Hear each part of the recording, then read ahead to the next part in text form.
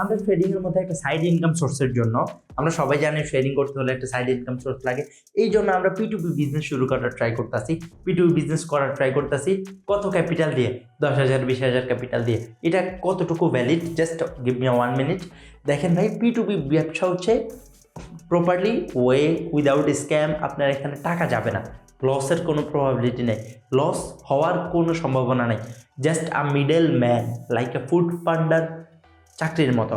আপনি একজনের টাকা আরেকজনের পৌঁছাই দিতেছেন, ওই রকম। ফুড পান্ডায় যেরকম একজনের খাবার আরেকজনকে পৌঁছায় দেয়, জাস্ট মিডল ম্যান হিসাবে কাজ করে। P2P ব্যবসা তো সেম, জাস্ট মিডল ম্যান হিসাবে কাজ করে।